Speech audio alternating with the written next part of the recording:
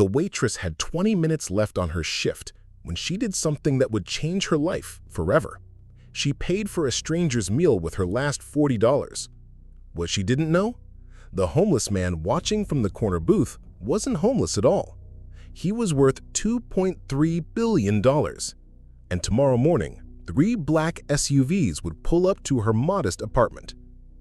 Maya Brooks wiped down table 12 for the 3rd time that evening, her white sneakers squeaking against the worn linoleum of Rosie's diner.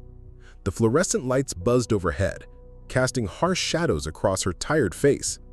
At 24, she carried herself with the quiet dignity of someone who'd learned early that the world doesn't owe you anything. You have to earn every single thing you get. The dinner rush had finally died down, leaving only a handful of customers scattered throughout the dimly lit restaurant. Maya glanced at the clock above the coffee machine. 7:40. 20 minutes until her shift ended. 20 minutes until she could finally go home to her studio apartment and collapse onto the second-hand couch she'd found on Craigslist 3 months ago. But tonight felt different. There was an electricity in the air, a tension she couldn't quite place. In the corner booth, partially hidden behind a newspaper from 1987 that someone had left behind, sat a man who didn't belong. He wore expensive clothes disguised as thrift store finds, a trick most people wouldn't catch, but Maya had an eye for details. She'd grown up watching her mother clean houses for wealthy families, learning to spot quality even when it was trying to hide.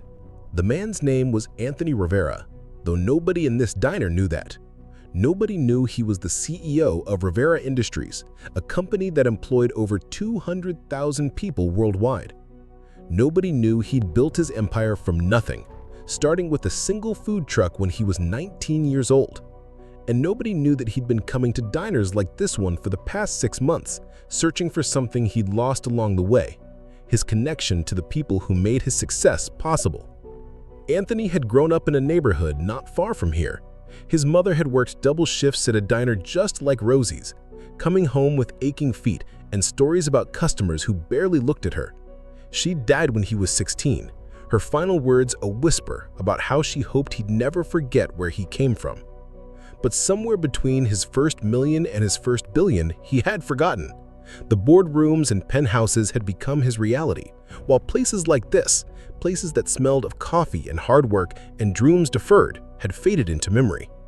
Tonight, though, watching Maya Brooks navigate her tables with grace despite obvious exhaustion, something stirred in his chest, something that felt dangerously close to recognition. At table 6, an elderly man named Carlos Martinez sat hunched over a cup of coffee that had long gone cold. His weathered hands trembled slightly as he studied the menu, and Maya noticed him glancing repeatedly at the prices. She'd seen that look before, the careful calculation of someone counting every dollar. Carlos had been a construction worker for 40 years before his back gave out. Now, living on a disability check that barely covered rent, meals at places like Rosie's were rare treats he allowed himself once a month. Tonight was supposed to be a celebration of sorts. His granddaughter had gotten into college, the first in their family to do so. But as he sat there, adding up the cost of a simple dinner, the celebration felt more like a reminder of everything he couldn't afford. Maya approached his table with a smile that didn't quite hide her concern. "How are we doing over here, sir? Ready to order?" Carlos looked up at her, his brown eyes watery but kind. Could I get the meatloaf eschel and maybe just a small salad?" Maya glanced at the menu.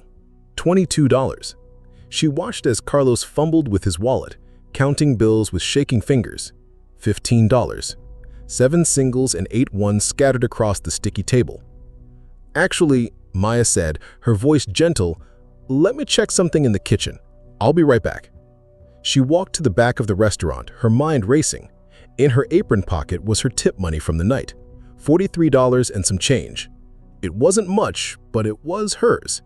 It was her grocery money for the week, her gas money, her small buffer against the constant anxiety of living paycheck to paycheck. But looking at Carlos, seeing the way he tried to make himself smaller in the booth, the way he folded and refolded his napkin nervously, Maya saw her own grandfather. She saw every elderly person who'd ever been made to feel like a burden for simply existing in a world that had grown too expensive for their fixed incomes. From his corner booth, Anthony Rivera watched this interaction with growing interest. He'd seen kindness before, carefully orchestrated charity events, tax-deductible donations made by his company for good PR. But this was different. This was real kindness, the kind that cost something, the kind that hurt a little because it required sacrifice. Maya returned to Carlos's table, decision made. "Good news," she said, pulling out her order pad. "You're our 100th customer tonight, which means your meal is on the house." Carlos blinked, confusion clouding his features. What? "Company policy. One lucky customer each night gets a free meal. Congratulations, sir." The old man's eyes filled with tears. "Are you sure? I don't want to cause any trouble." "No trouble at all," Maya assured him. "In fact, let's upgrade you to the deluxe meatloaf special with the loaded baked potato, and how about a slice of our apple pie for dessert? On the house." As Maya walked away to place the order, Carlos sat in stunned silence. In the kitchen, she quietly paid the cook $38 from her own money, leaving her with just $5 in change for the rest of the week. Anthony Rivera had seen enough. He folded his newspaper and stood, his decision crystallizing in his mind. Tomorrow, he would find out everything about this remarkable young woman. Tonight, though, he had a different plan. But first, there was something else happening at table 6 that demanded his attention. Marcus Thompson, the night manager, had been watching Maya's interaction with Carlos from behind the register. A thin man in his 40s with premature gray hair and a permanent scowl. He'd prided himself on running a tight ship. He'd been looking for an excuse to write up Maya for weeks. She was too popular with customers, too willing to give them extra service without charging for it. In his mind, she was bad for business. "Brooks," Marcus called out, his voice cutting through the dinner conversation of the few remaining customers. "Office, now." Maya's stomach dropped. She glanced at Carlos, who was now enjoying his first bite of meatloaf with obvious pleasure, then walked reluctantly towards the back office. "You want to explain to me what just happened out there?" Marcus demanded, closing the door behind them. "I'm not sure what you mean," Maya replied, though her voice lacked conviction. "The free meal, the policy that doesn't exist. You think I'm stupid?" Maya's shoulders straightened. "Mr. Thompson, the customer seemed to be having financial difficulties, and I thought—" "You thought you'd give away company property? You thought you'd make up policies that cost us money?" Marcus's voice rose. "This is exactly the kind of bleeding heart nonsense I've been dealing with you. It was one meal, one elderly man who was not your responsibility." Marcus slammed his hand on the desk. "Your responsibility is to take orders and serve food, not to play social worker with company resources." What Marcus didn't know was that the office door hadn't closed properly. What he didn't know was that Anthony Rivera had positioned himself just outside, listening to every word of this confrontation. What he didn't know was that the homeless man he'd barely glanced at earlier was recording every moment of this confrontation on a device hidden in his jacket. "I paid for the meal myself," Maya said quietly, her voice steady despite the tears threatening to spill over. Marcus paused. "What?" "I paid for his meal with my own money, my tip money, $38 from my own pocket." For a moment, the office fell silent. Then Marcus laughed, a harsh, bitter sound. "Well, that's just perfect. You know what that tells me, Brooks? That tells me you've got money to burn, which means you don't need this job as much as you pretend." "Mr. Thompson, please, I need this job. I can't—" "You're fired." The words hung in the air like smoke. Maya felt the world tilt beneath her feet. Effective immediately. Clean out your locker and get out, and don't expect a reference. Outside the office, Anthony Rivera felt something he hadn't experienced in years. Pure, undiluted rage.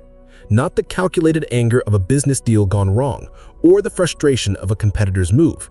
This was primal. This was personal. Maya emerged from the office, her face pale but composed. She untied her apron with shaking hands and walked to the small employee locker in the back of the restaurant. Inside were her things: a change of clothes, a protein bar she'd been saving for tomorrow's lunch, and a small photo of her grandmother, the woman who'd raised her after her parents died, the woman who'd taught her that kindness was the only currency that really mattered. Carlos looked up as Maya passed his table, confusion evident on his weathered face. "Miss, is everything all right?" "Everything's fine, sir. Enjoy your dinner. But your shift, aren't you supposed to be working? Not anymore, but I'm glad you're enjoying the meatloaf. She walked toward the door, her last $20 earned honestly, her dignity intact, and her future uncertain.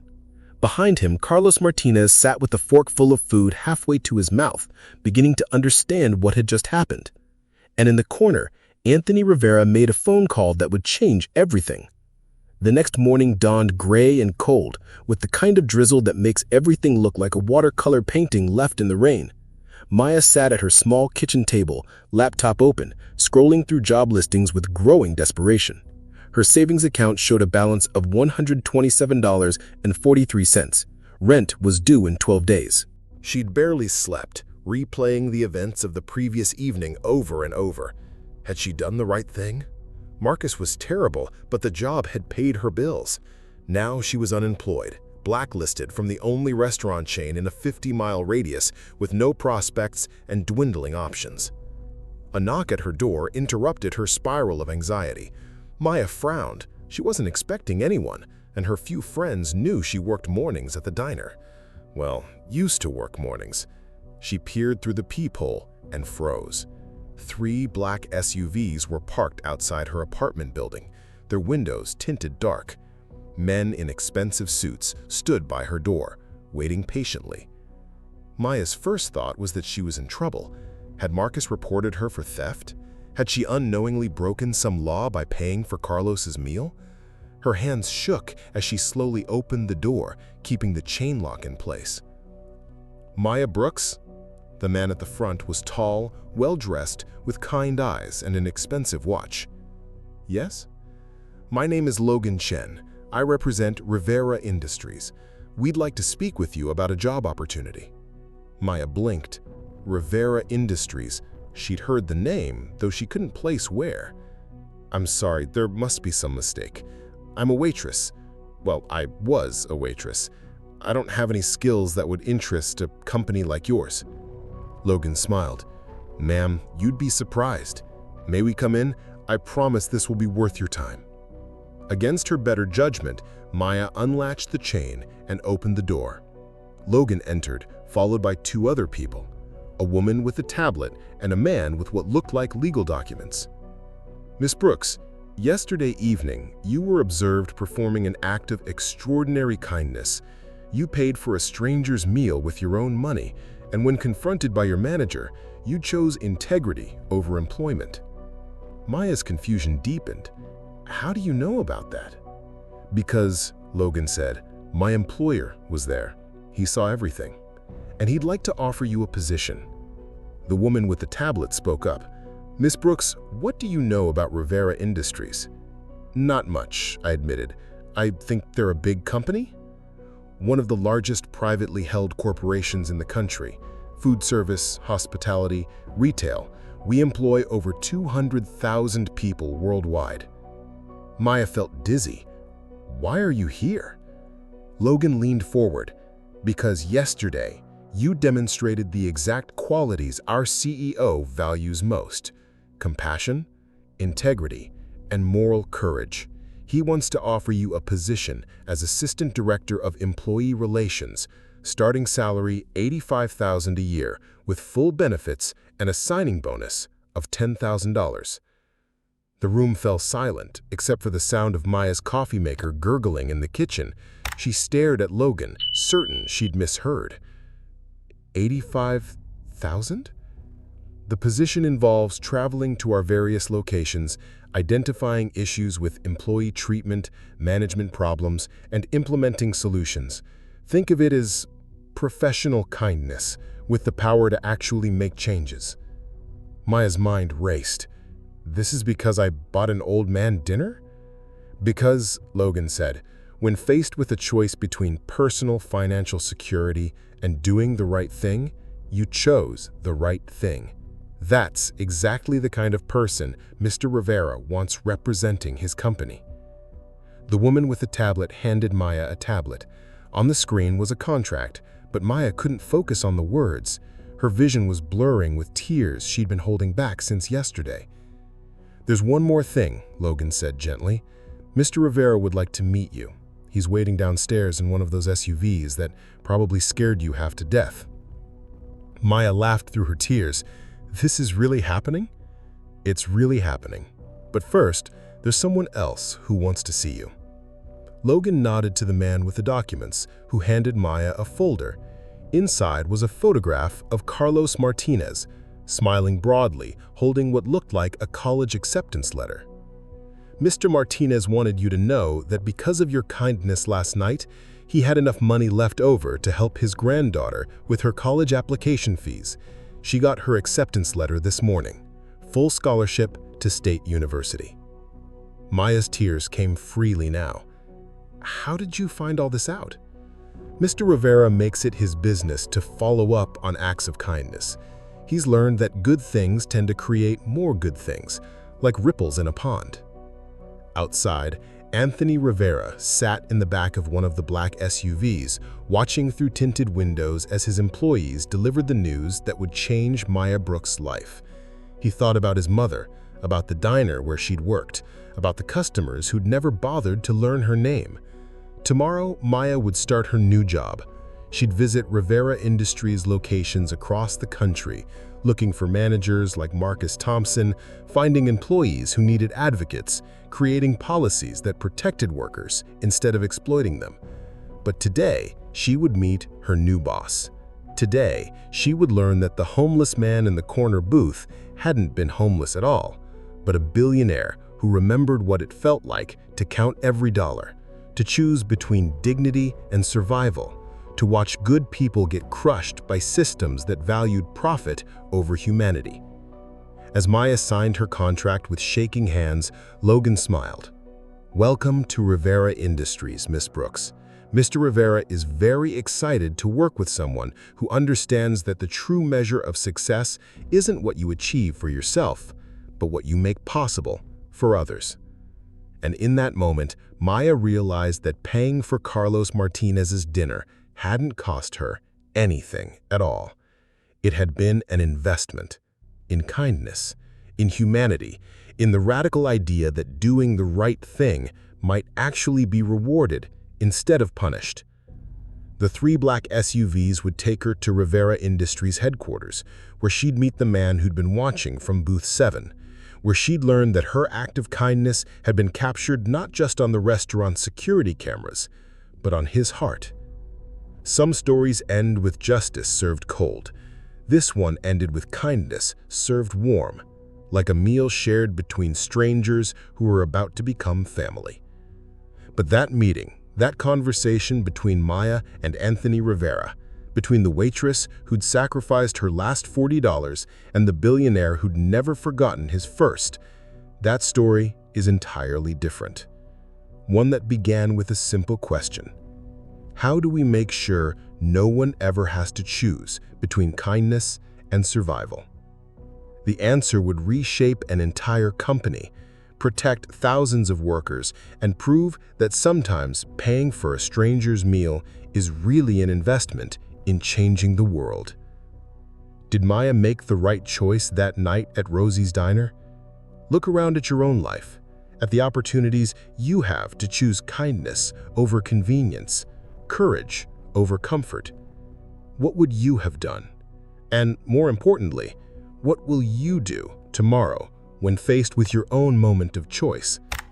Because somewhere out there, in a diner or a coffee shop or an office building, someone is watching. Someone is keeping score of the kindness in the world. Will they see it in you?